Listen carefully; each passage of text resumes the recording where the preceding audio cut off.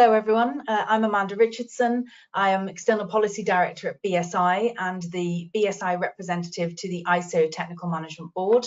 I lead the ISO work on London Declaration and the BSI programme of work on London Declaration too. So in brief, the London Declaration was proposed by BSI to ISO at the end of 2021.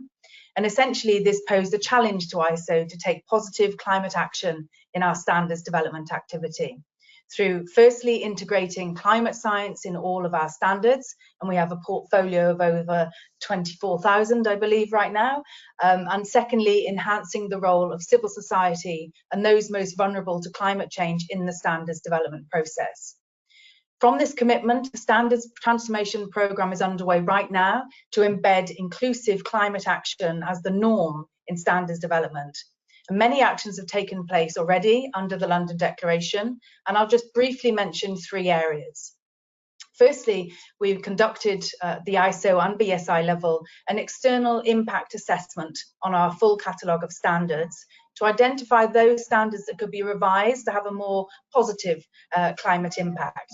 Secondly, for those identified standards, we've taken an innovative approach to bring in climate advisors to provide recommendations to the relevant technical committees on how to revise the standards to incorporate climate science and generate a positive climate impact. Thirdly, I want to particularly highlight changes that have been made to all management system standards, such as ISO 2012-1, as a direct result of the London Declaration, and which you can see evidence in the new revised version of ISO 2012-1. So let's just unpack the reasons briefly for this.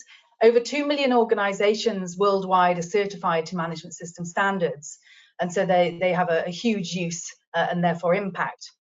The thinking of the London Declaration task force at the ISO level was that if we could embed climate considerations across all of our management systems specification standards, like 2012-1, we could promote a mindset shift in organisations in realising that climate change is relevant to their operational activities.